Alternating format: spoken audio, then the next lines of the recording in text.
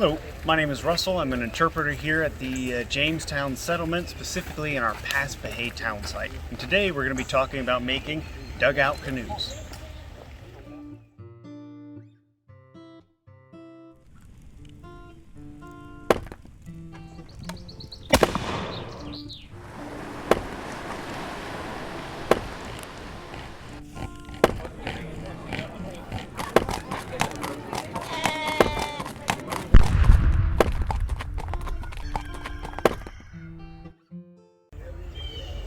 So we are in the process of building a dugout canoe here.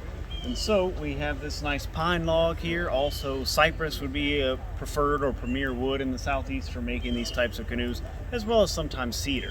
What we're doing is we're actually burning the inside to open up the log for the creation of the canoe. So we have already flattened the underside, which is going to be your initial step once the tree is felled. And we've already shaped the bow and the stern, or the front and the back. And now we're using the fire to go ahead and hollow it out. So largely what we are making is a version of this here. This little toy canoe we have to kind of illustrate this. This style is very different from a modern or a birch bark canoe that those modern ones are based on. Got a nice flat bottom to the canoe, fairly short walls, and the bow and the stern are just going to be nubs instead of sharp points. That combination of features, you're going to end up with a canoe that is far more stable than a modern one. You can do jumping jacks, play twister, do whatever you want. The canoe's not going to move all that much. And aside from its stability, you have a canoe that is a fair bit more durable. If we hit an oyster bank or stones in the river, you're not worrying about it punching through a thin bark sheeting that covers the canoe. So you've got your stability, you've got your durability.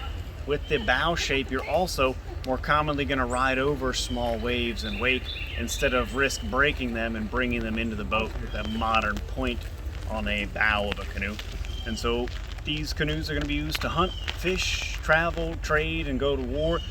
They're going to be the main vehicle up and down the rivers, out into the bay and the ocean when it's calm enough, that the Powhatan people are going to use to really run their lives.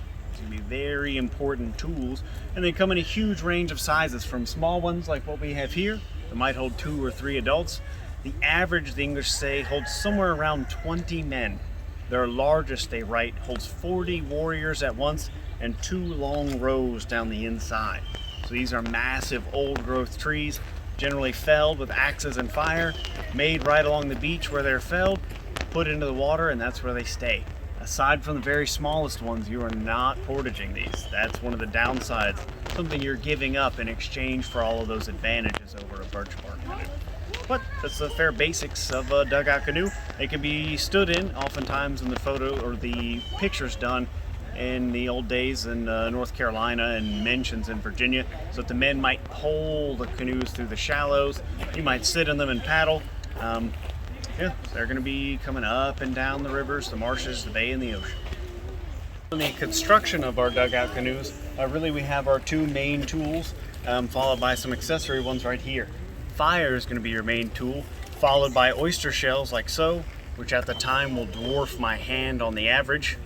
Along with that, you'll see axes as well as adzes, commonly made from different types of stone, mostly quartzite and basalt. So, if you're in the market for making a dugout canoe, people are going to pick a pine, cypress, or cedar down by the river along the beach that fits their size and other requirements.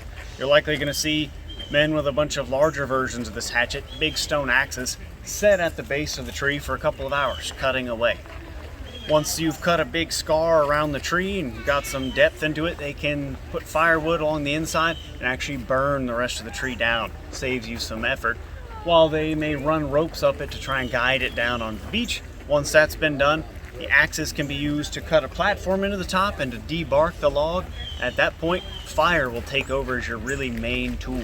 A large fire is going to be used to flatten the top, and the fire will only destroy a very small amount of wood at a time since you're burning down, but what it's doing is it's turning 1, sometimes 2, or even 3 inches of wood into charcoal, which, once the fire is lightly doused or the coals pulled aside, can be cut and scraped free with massive oyster shells, some hatchets and adzes, and then you have fresh wood underneath.